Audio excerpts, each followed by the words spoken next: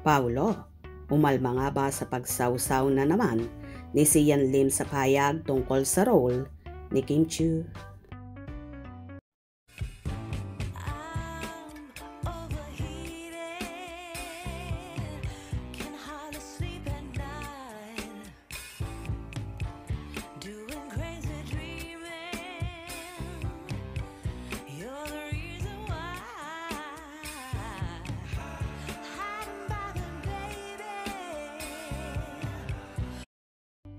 Gaano na naman kaya katotoo ang kumakalat na balita na nakikisawsaw na naman ang ex-nobyo ni Kim Chiu na si Sian Lim at may mga pahayag pa ngang inilalabas tungkol sa dalaga na tila hindi nagustuhan ng ka-love team ni Kimi na si Paolo Avellino, kaya naman ag-alsa daw ang aktor tungkol sa Hocus Pocus na balita para pabulaanan ito. Kaya naman ang ibang pahayagan kung saan kumakalat ang mga chismis na ito ay pilit inuusig na mga Kim Pao supporters. Isa na namang matinding drama ang pumutok sa Philippine showbiz at muling nasentro ang usapin sa pangalan ni Kim Chiu, ang tinaguriang Chinita Princess ng bansa. Ngunit ang bagong kabanatang ito ay hindi tungkol sa kanya mga bagong proyekto o na panalunan sa mga parangal. Ito ay tungkol sa mainit na pag-alma ng kanyang kasintahang si Paolo Avellino laban sa kanyang ex-boyfriend na si Sian Lim. Ang talamak na isyu ay nagsimula na tila walang ingat na komento ni Sian Lim patungkol sa estado ng buhay at karera ni Kim Chiu. Isang pahayag na mabilis na kumalat at nagdulot ng matinding pagkadismaya, hindi lamang sa mga taga-suporta ni Kimi kundi pati na rin kay Paolo.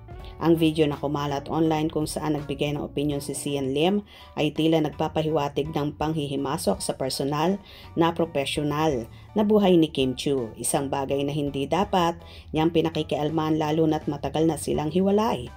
Para sa maraming tagamasid at sa mga tagahanga, ang aksyon ni Sian ay lumalampas sa hangganan ng simpleng pagbibigay ng komento at pumapasok na sa teritoryo ng panghuhusga at pagpuna.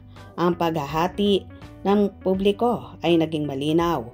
Mayroong ilan na nagsasabing bahagi ito ng kalayaan sa pagpapahayag, ngunit ang nakararami ay nagpilit na ito ay isang kilos na kulang sa respeto sa kasalukuyang relasyon at tagumpay ni Kim Chiu. Sa mga pahayag na tila nag-aapoy sa galit, hindi na nakapagtimpi si Paolo Avellino. Kilala si Paolo bilang isang aktor na may paninindigan at protektibo pagdating sa kanyang personal na buhay, lalo na kay Kim Chiu. Ang kanyang mabilis na pag-alma ay nagpapakita ng kanyang pagmamahal at pagtatanggol sa babaeng mahal niya, na binigyan din niya na walang karapatan si Sian Lim na pakialaman pa ang buhay ni Kimi.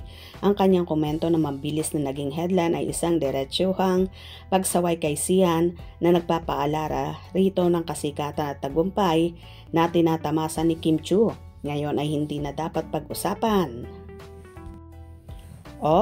bigyan ng kahit anong reaction, lalo na't hindi naman hinihingi ang kanyang opinyon. Ang babala ni Paolo ay malinaw at matindi. Masyado mong ginagalit ang asawa ni Kimi. Ang paggamit niya ng salitang asawa ay nagpapakita ng tindi ng kanyang pagmamayari at paninindigan para kay Kim Chiu na nagpapakita na seryoso siya sa kanilang relasyon at handang ipagtanggol ito sa anumang pagtatangka ng paninira o panghihimasok. Ang reaksyon na ito ni Paolo ay labis na ikinatuwa ng tagahanga ng Kim Pao at nakita ang kanilang kilos bilang patunay ng kanyang pagiging tunay na lalaki at tagapagtanggol. Totoo kaya mga balitang kumakalat na ito sa pangingialam at pagsawsaw ni Sian Lim, lalong higit sa naging karakter at role ni Chinita Princess sa The Alibay? Kung tutuusin, wala talaga siyang pakailam dito.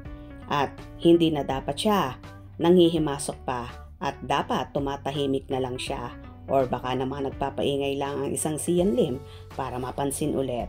Ano sa palagay nyo mga Kim Pao? Tama kaya ba ako? Hope you enjoyed. Please subscribe for more info.